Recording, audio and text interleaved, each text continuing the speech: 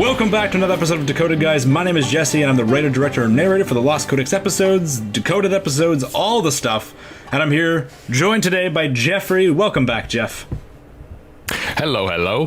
For those of you who have been tuning into our streams in the last couple of days in February, you'll hopefully have been tuning into Jeff's streams. Jeff's going to be trying to stream every day in February because there's a special event going on, which is the main topic of today's podcast, Gnomebrary.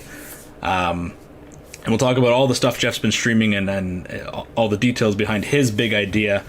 And today's topic isn't just about Gnomebrary, it's actually about gnomes in general. So we're talking about the lore, talking about our favorite characters, why we play gnomes, the gnome stigma that's out there, if you want to call it that.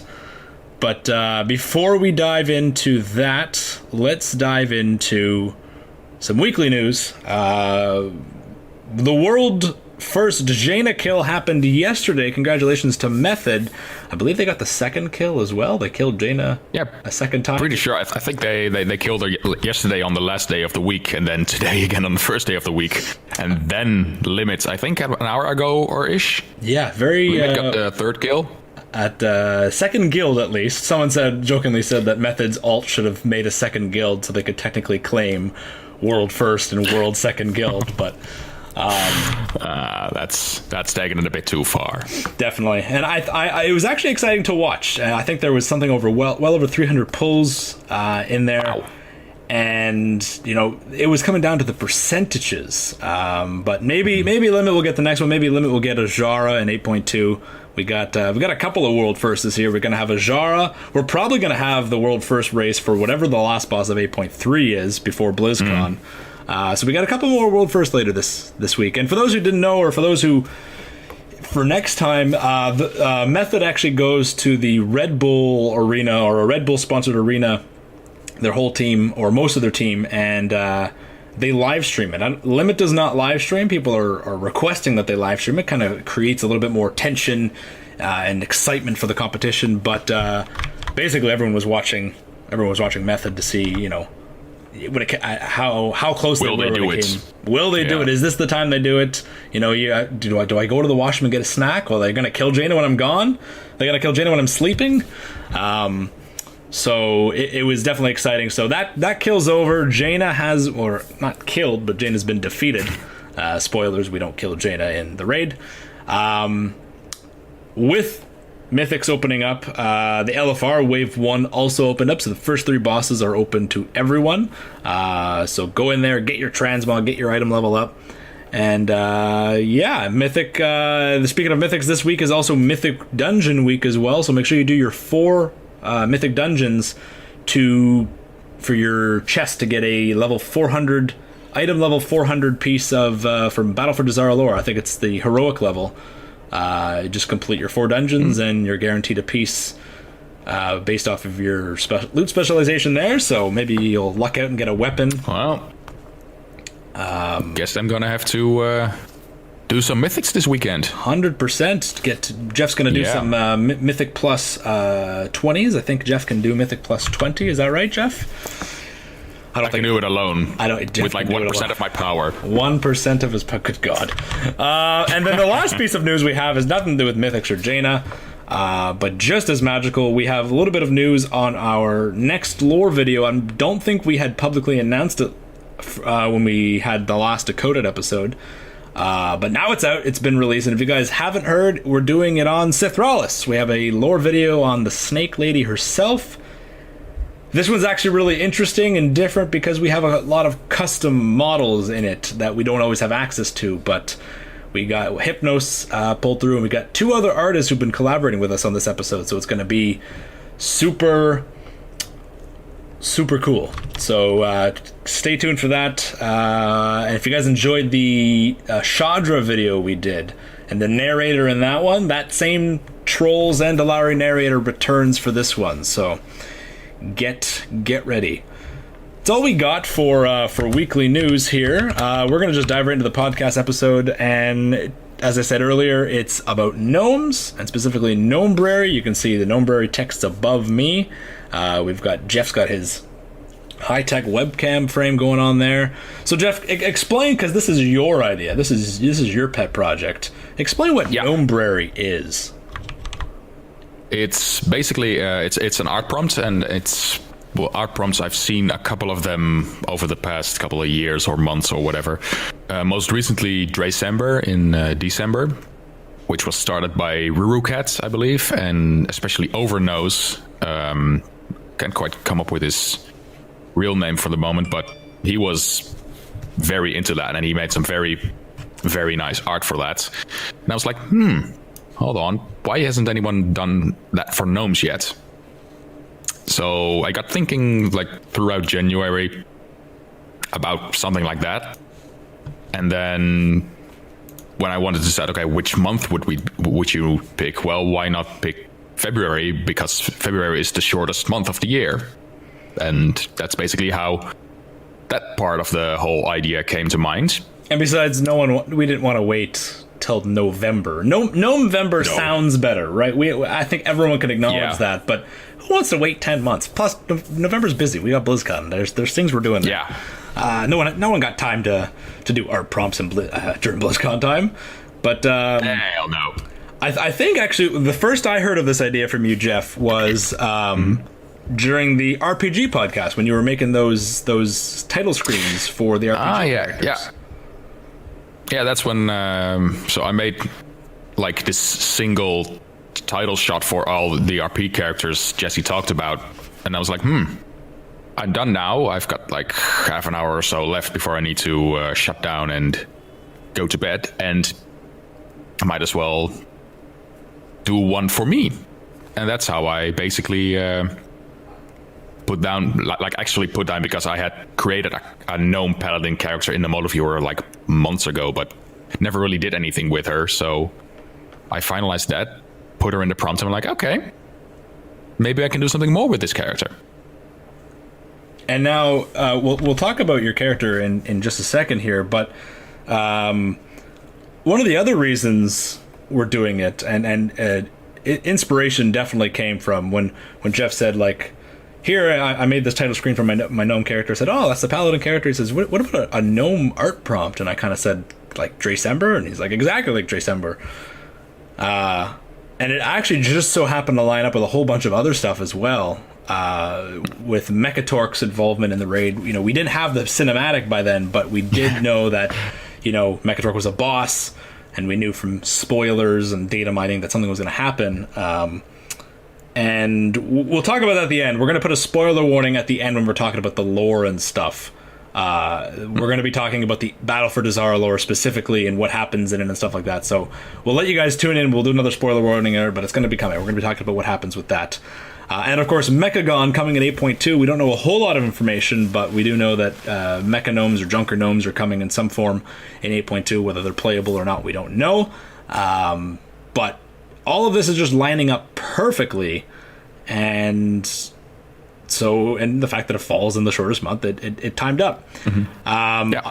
I really want to quickly mention, and we'll go back to talk about the guild after, but it was almost perfect timing with how it lined up with a recent event that happened on Wyrmrest Accord.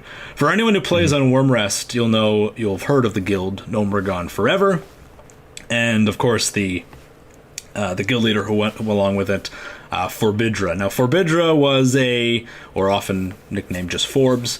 Forbes was a very, very loud advocate for gnomish inclusion in the lore. And in the broadest sense of the word, in everything, in short stories and cinematics, being in the game, having representation, and not being joke characters. And the guild Gnomebrary Forever, while I've never joined it myself, it's an all gnome guild. It's a roleplay guild. They're the largest gnome only guild ever, and they've actually like gone and earned themselves some achievements in terms of like world first Gahoon run with just gnomes, or world first this run with just gnomes, and they can do it now that gnomes can be priests. It's viable. It can be done. And so a couple weeks ago, a week and a half ago or so, Forbidra, the guild leader, passed away about a month ago or so, month and a half. Suddenly. Just suddenly. As far I didn't know the person well, so I don't know if there was health complications before that, but the news hit me suddenly, and Forbes had an active role on Wormrest, was constantly on the forums, and was just someone that everyone knew. You know, their guild was a well-known, well-respected guild, and they were definitely an advocate for, you know, you probably saw the little icon, little female gnome with a purple hat on Twitter. And so a week and a half ago or so, they had a memorial service. The guild had a memorial service for this player, and I attended in game with my gnome character that I've had since vanilla, and it was amazing to see. For the YouTube edit we're gonna have up here, I'll make sure Jeff includes a screenshot of the event here, because it was amazing to see. I actually got the event, like the live stream downloaded, because from Twitch it would probably like be gone in a couple of days. So I was like, okay, let's find out real quick how to rip from Twitch and save that, because it was a very moving event. I haven't watched it completely yet, but it was, what I've seen, it was very moving. Very moving. And basically what happened in that event, it took place in New Tinkertown, and people got to talk, had about 4 to 5 minutes real time to type out their stories of Forbes, whether it was an in-character story or out of character. A lot of it was out of character. And there was actually a Discord live voice conversation going on. It was live streamed, and you can actually hear people giving their stories over voice as well, and how this player or character inspired them, or how they interacted with them, and all this stuff. And it was very moving. And I attended. I represented us because it was at a god awful time for Jeff, so there was no way he could have attended. It was 3 o'clock in the morning.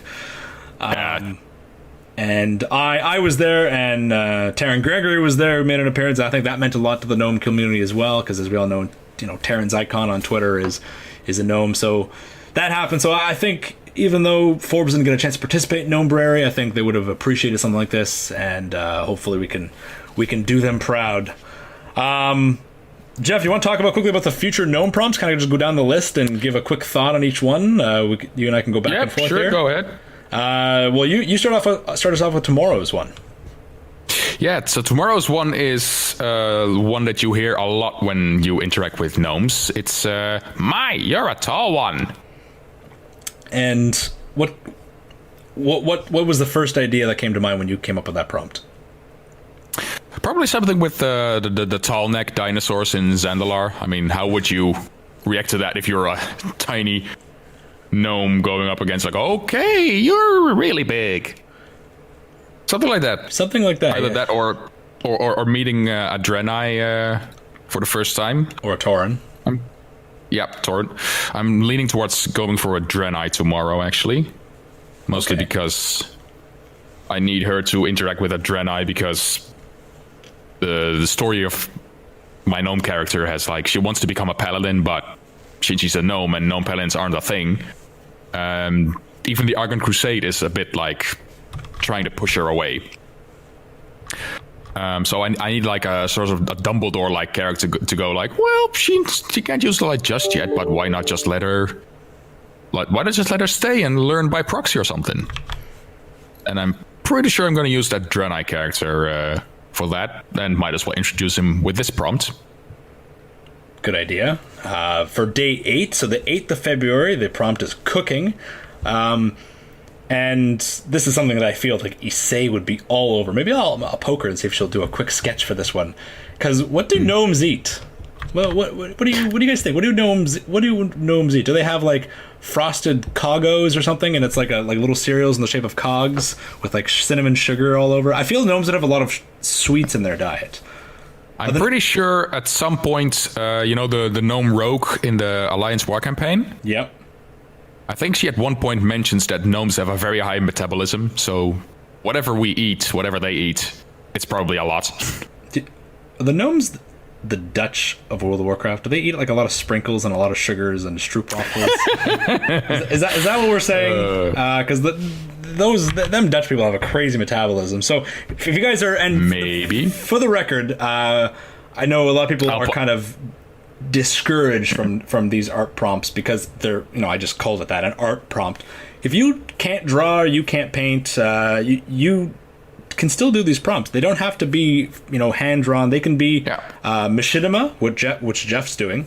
They can be in-game screenshots. Yeah, we have people also like writing little story bits, like literally a single tweet is their submission, and that's fine.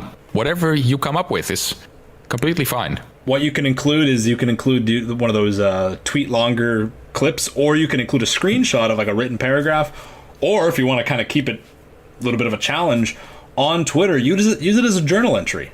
You know, have each day's prompt be a written journal entry using the Twitter characters or less, and see if you can come up with something for that. So day 8 is cooking. Day 9 is sleeping and resting. So maybe just your gnome taking it easy from their activities, or maybe they've come up with a way to a on-the-go bed. That sounds like something I need in real life. Oh yeah, that would be nice. We've got studying, which every gnome, no matter their practice, definitely has their nose in some sort of book, set of documents or something. Yeah, that's going to be an interesting one. I mean, studying the books and libraries is sort of our aesthetic. So, right? If I don't make that a pretty one, Jesse's gonna be real disappointed. I won't be mad, Jeff. I'll be disappointed. I'll be watching the whole stream. We've got definitely worse. And tied directly to it, day 10 and 11 are going to be double whammy for us, because arcane magic, the arcane library sanctum. That's the kind of aesthetic we've made for the Lost Codex. So